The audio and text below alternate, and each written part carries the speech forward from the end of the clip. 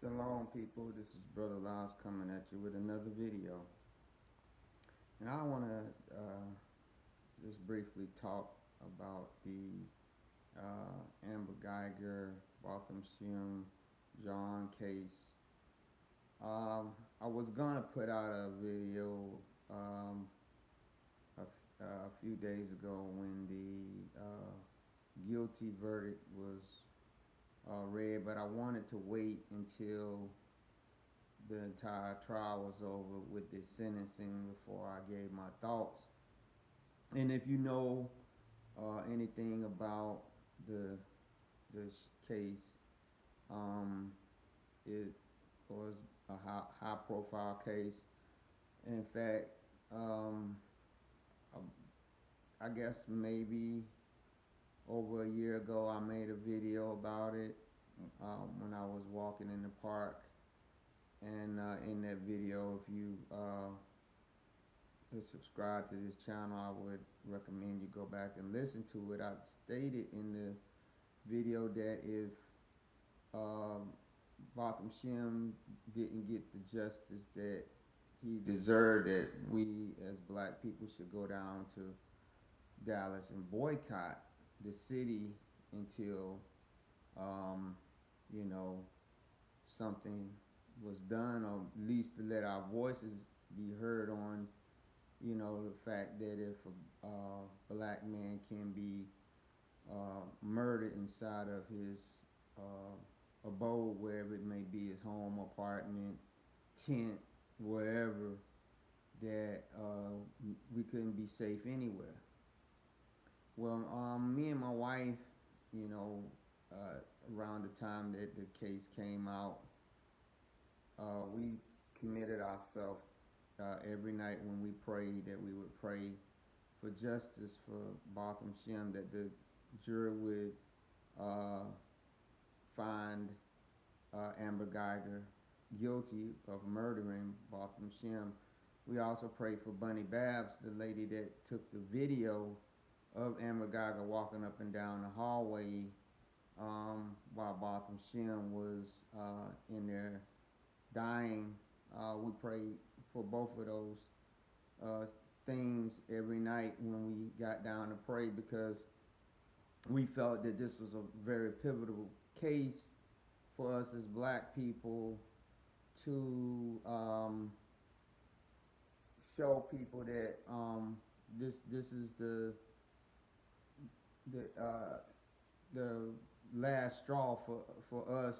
If we couldn't get justice for Botham, because Botham represented pretty much everything that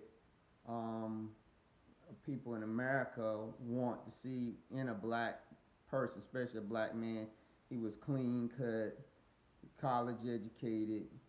He went to a white church, went to a white college.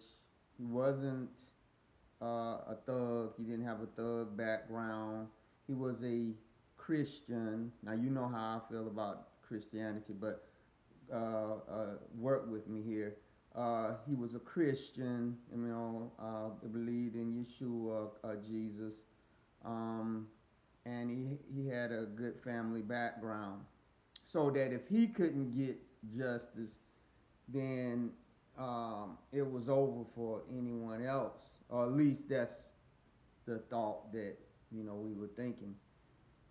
But as this 400-year thing came in August, I told my wife, I said, I really feel good about Botham getting justice, getting the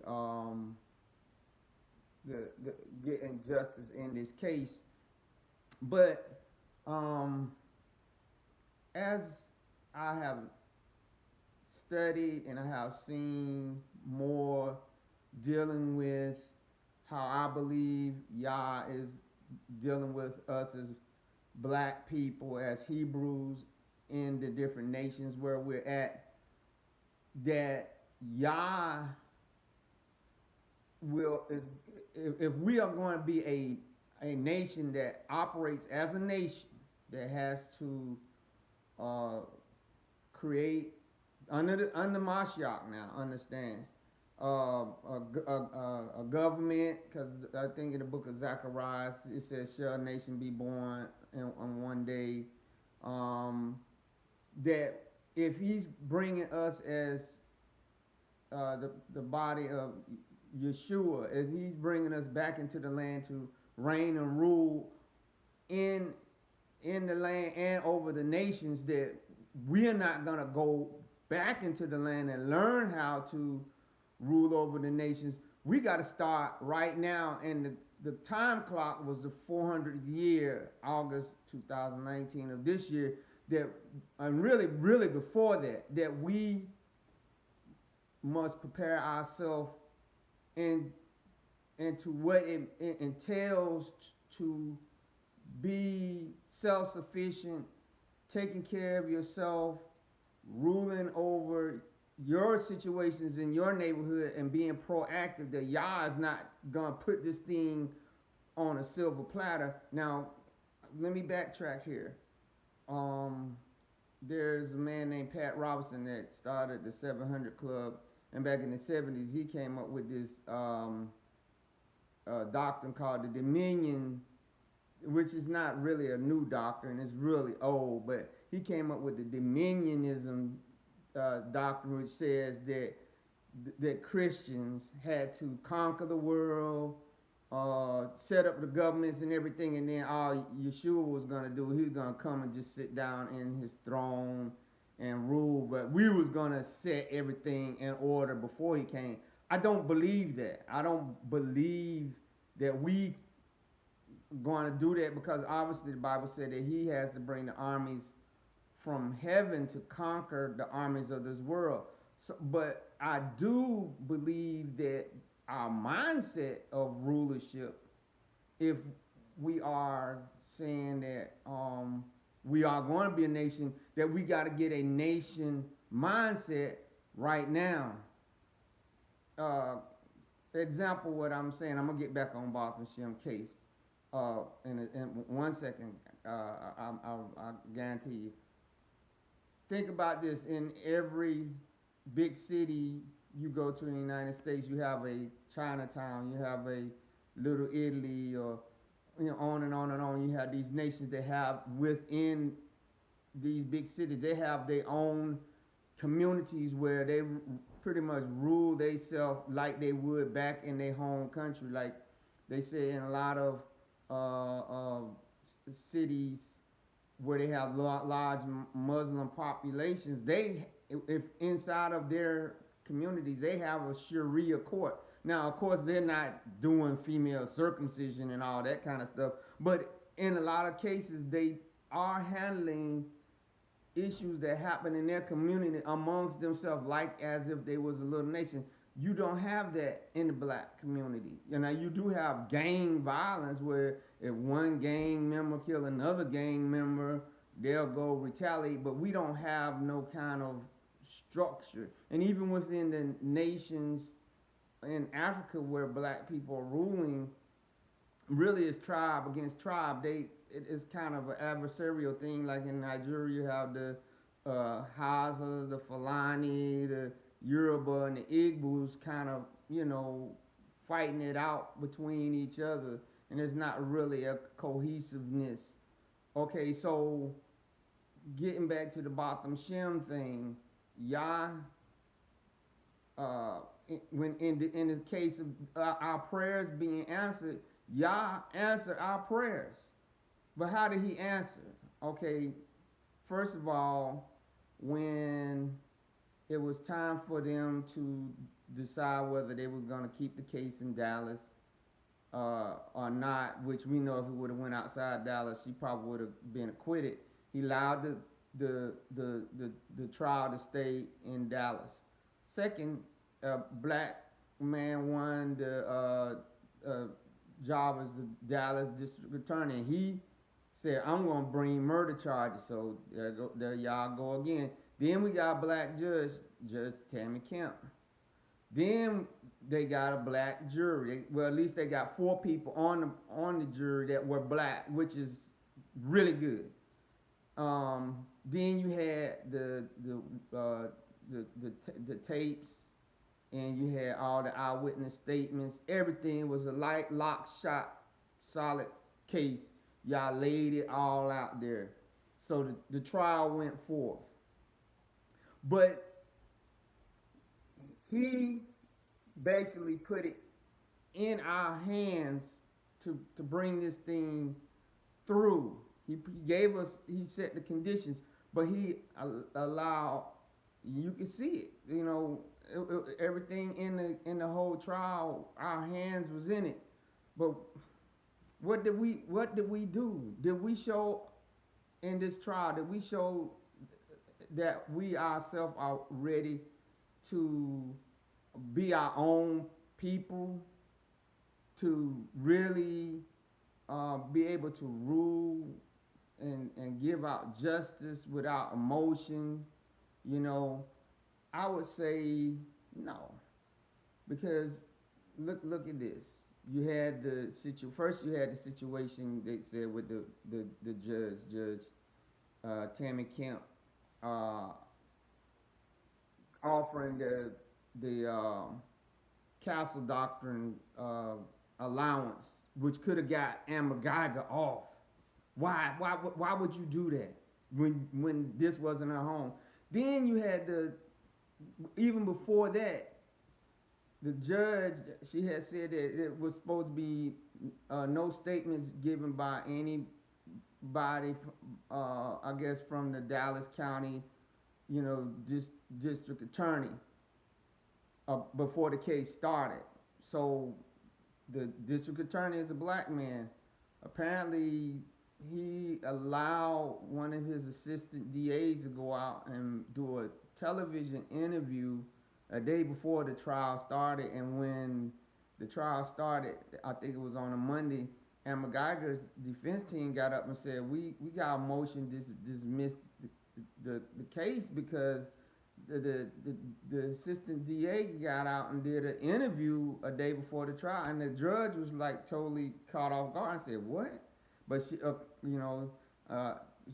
she had a cool head and said, no, the trial is gonna go on. So so that was 2 times right there where we dropped the ball. Y'all put it in our court and we dropped the ball. Okay, so we got it right with the murder verdict. That was good. We did that. Okay, but then here comes the sentencing phase, the most important phase to me, right? And so we get, and whoever the 4 black jurors was, we'll never know, unless they come out and write a book or whatever. They go and give the woman 10 years. Now, nobody was really suspecting that they was going to give her 99 years. I didn't think that, but I would at least thought they would have gave her at least 20 to 30, especially given the fact that she got on the stand and said that when she pulled a gun on him, she intended to kill him. That and given the fact also that all, as they said, it was too many steps that she passed by where she could have de-escalated and he would have lived, and she didn't look at those. And the thing that she was a trained cop, that she more than anybody should have not missed these steps. But what did they do? They give her 10 years, which she'll probably, for good behavior and all this other stuff, she'll probably do 5 maybe. Probably get out and write a book, and be a hero at the end. Not only that, during I think after they had read the guilty verdict that she was guilty of murder, they had this black sheriff deputy in there stroking her hair on camera. I said, whoa. Then you had the situation where the witnesses got to read their witness statements, and the brother Botham Shem got out there and did this I forgive you kind of thing that we always go through. But then he went far beyond that and gave her some kind of hug that it didn't even look it looked way beyond a embrace of reconciliation. It almost looked like a passionate embrace to me. Like he was really enjoying hugging this woman that had, had intentionally killed his brother. I was like, I don't understand this. And then just almost begging the judge to get up to do that, and then also stating that he didn't want her to go to jail. I'm like, what? Y'all, see, y'all, it was like, y'all, I'm giving you this opportunity. You prayed for this opportunity, but I'm not gonna. I don't push people into doing anything. I'm putting it in your court. I gave you all the tools. I gave you the black judge. I gave you 4 black jurors. I gave you a black district attorney.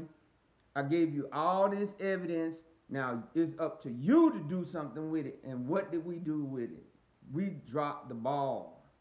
Now we can't blame this on the anybody but ourselves.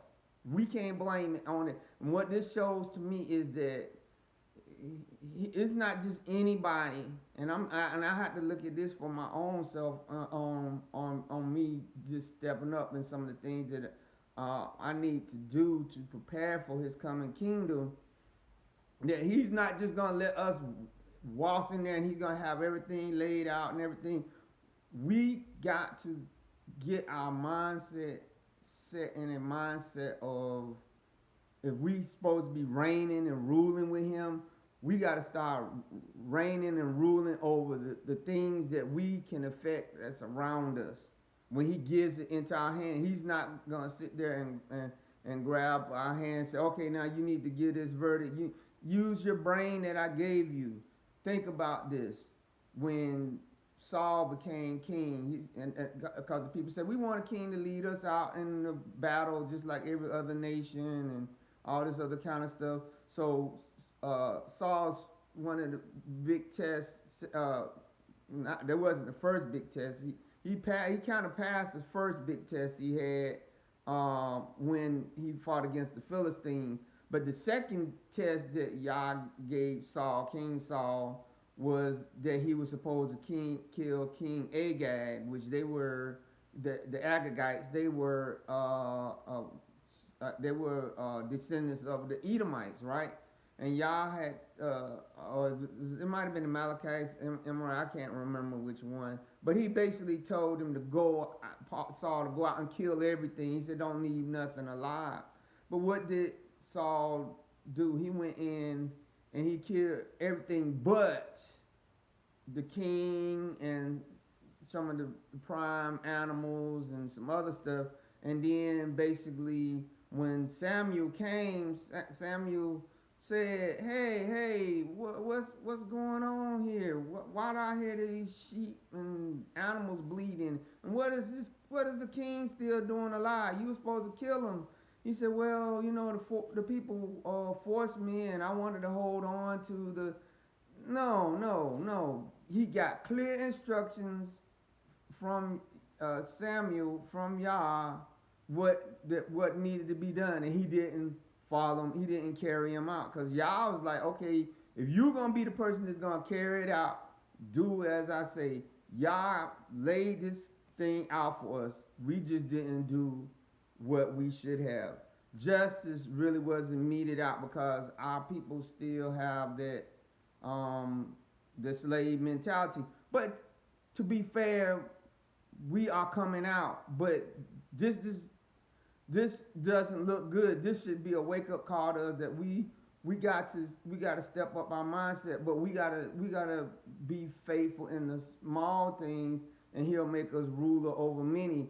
So if occasion for something like this happens again and Yah puts it in our hand, we gotta follow through. We cannot be like Saul, to high step and be emotional, because at the end that's when it started falling apart, and we went back to our slave mind. We didn't have that mind of rulership in us when we had all the things in our that a fair, just sentence would have been 20 to 30 years, no doubt about it. But if you're thinking with the emotional Uncle Tom, Sambo mindset, I don't even want you in jail. You know, come on now. You know, we got black people that jaywalk and get a couple of years. We got black people that, you know, dog fight and get 5 years minimum and get out with a felony. Come on. Not that was this is revenge, but you have an opportunity to show true, unbiased justice. Nobody could, to me, argue that 20 to 30 year sentence would have been unjust, especially when she got on the stand and said, I pulled that trigger with the intention of killing him, even though I had walked past clear signs showing that this was not my apartment. I just and going beyond the police training that I had that said I'm supposed to back out until I get back up. And if she would have done that, he would be alive today because somebody would have pointed out the fact, which I still don't believe she didn't know that was her apartment. But if she had waited, someone said, "Hey, what you doing here on the fourth floor? This is not your door floor. You at the wrong door." She said, "Oh God, no." She rushed in. Fools rush in with angels there to tread, right? So to me, it is a setback. But y'all did answer our prayer, but he put it in us to do okay for say for instance, Yeshua when he sent him right down to this plane of existence to die for the nation of Israel. What happened when Yeshua went out into the wilderness to be tempted of Hasatan? You know, the Hasatan offered him the world's empires, and he could have accepted it. He could have, but he said, "No, that's not what I was sent to do. I'm not gonna go outside the plan that me and the Father had already said that we was gonna go with. I'm gonna follow through." But if he had, that just say if. That's just we using this in a discussion way. If he hadn't, where would we be? Right? Where would we be? But he did. He accepted the challenge.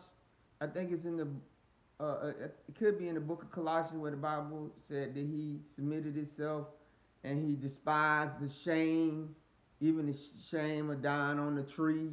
He said, I'm gonna follow through.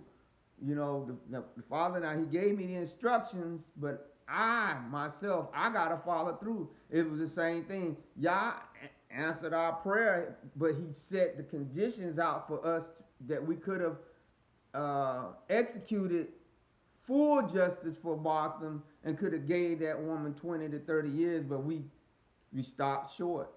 It's a scripture in the Torah.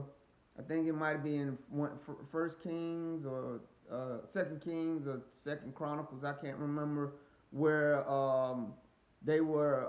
It was. I think it was Elisha, and he was with one of the kings. And he said, open the window and shoot an arrow out the window. And then he said, go to the arrow and take it and stab it in the ground. And I think the king stabbed it like 3 times or something like that. And Elisha, it could have been Elijah, I can't remember. He got mad and said, "Why don't you stab the thing in the ground 7 times?" He said, "Because then if you would have did it 7 times, the Syrian army would have never came back." He said, "Because you only did it 3 times, he said, you're going to defeat the Syrian army 3 times, but after the 3rd time, they're going to, you know what I'm saying?" He said, while you had them a chance to defeat your enemy that I put in your hand, I put the enemy in your hand to mete out justice. You didn't do anything. That's what happened with this case. We got all those things I said before. We got the good jury, good judge, good whatever. But then as the case kept going on, you could see where somebody didn't stab that arrow in the ground but 3 times, because after that it started raveling, and basically the way we showed, and you know, even though that doesn't mean that every black person that would have, you know, got an opportunity like that would have did what they did, that still sets a precedent because it was showed by the media, and people look at that and they're gonna assume that if this ever happened again, they're gonna be wanting any black juror or any black judge or any black DA to, or any black family that has had an injustice like this, they're gonna want you to operate in the same way, and we cannot do that. We cannot operate in the same way anymore. It is not wrong for us when it is within our, when Yah puts it in our hands to get justice, that we say, nah, it's not really important. No, it is deadly important. With all this stuff that's going on right now, that we take the mindset that the when the Viet Cong fought against America, they was like all hands on deck, men, women, children, whatever. And if some of us perish, we perish. We, and I'm talking about myself, we have got so comfortable in Babylon. And if you're looking at this video, I need you to go back and look at my video about and that I talked about the Christian church not being the real. And I'm actually gonna do a follow up on that. I'm gonna do a short series. I want to talk about the 2 women. That's gonna be the title of the series, the 2 women in Revelations, where you're gonna see that this thing called. I'm gonna go a little bit more in depth on the last video that I went when I said that the woman that was persecuted was Israel. It wasn't the church. The church is the whore of Babylon in Revelation 17, the one that is grandiose and everything, and is drunk with the blood of the elect, but it's so grandiose that even John the Revelator is amazed at it. That's what we have been deceived by. This is why our people, when it comes to that, oh, I forgive you kind of thing, you know, it's just, our mind is just like totally warped. Because if you really look at when you talking about forgiveness for your own personal release, I can understand that. But when you talking about dealing with the law, judgment, things like that, running a nation, it's a whole different ball game. But we don't understand that. We don't understand that. Okay, think about this, and I'm gonna get ready to cut this video short. When David wanted to bring the Ark of the Covenant back, right? He had the best intentions. The people that was with him had the best intentions. They really wanted the Ark because it represented the presence of the Most High. But think about this. They put the Ark on a new cart, pulled. Then as they was going with the Ark, it fell off. And Uzzah, which was an honorable man, he was one of David's mighty men. He loved the Most High. He reached out and touched it with his hand, and Yah smote him dead. Now you say, well, how would Yah do that? Even in fact, David was kind of shocked and kind of upset with Yah. It was like he was just trying to keep the thing from fire. But the thing was, he wasn't going according to the law. He broke the law, and Yah gave swift judgment. He didn't say, well, he ain't really mean to. No, David knew. David knew, all of them knew that the priest was supposed to carry it. It wasn't supposed to go on a new cart. And Yah executed judgment. Yah is not like a man like us. We got to stop thinking like that. And next time, you know, the father, the man of the family says, hey, listen, I know y'all said, hey, you know, we quote unquote can forgive them, but there will not be no emotional outbursts here and all this other kind of stuff, making them feel good about they trying to make them feel good about themselves, and you going home crying. And then the case of the matter, for the most part, when it comes to black on black relationships, we do not extend forth the same capitulation. We do not extend forth the same mercy to each other. We do not do it. We do not. But to everybody else, we do. We break down. It's like this, and to me, this is not faith. This is witchcraft. No other people do it. When America goes to war and they get these chaplains to pray over these armies, they're not praying that they go out and hug their enemy. Them chaplains, I know I was in the military for over 20 years. Them chaplains is praying for them to go out and vanquish the enemy in the name of Yah. Now we can get into other stuff dealing with that because we you know the Bible said that, you know, America is the hammer. It is. But the point what I'm trying to make is, if we are serious about one day reigning and ruling with Yeshua, we gotta start getting in the mindset right now. It's not gonna. The Bible said when he come back, he coming back to rule with a rod of iron. He ain't coming back to give out hugs and teddy bears and cotton candy and all that stuff. And if we don't get roughed up in our mind, that's the only thing I hate, that the camps don't believe in Yeshua and they are not born again, because I do like that kind of take no prisoners in the fact that, you know, but they don't know how to rightly discern the word. They're zealous without knowledge. But then also you gotta look at the situation like with Paul, right? When the Philippian jailer, you know, when he brought them out the prison after Paul and Silas was in there, and the earthquake happened, and the people, the shackles came loose, and then Paul told him that he was a Roman, and he got scared, and then Paul got upset. He said, "Hold up, y'all locked me up in jail for no reason, and I'm a Roman or whatever." And then he said that the city officials got scared, and Paul said, "I ain't coming up out of this jail. They're gonna come in to the jail, they're gonna apologize, and they're gonna escort me out." They were scared. Paul said, "Nah, I'm not just gonna let you, you know, railroad over me like that. You know, I'm a Roman. You know, I could report back to Caesar that you try to and locked up a Roman citizen uncondemned." You see what I'm saying? That Paul still had that kind of boldness about him.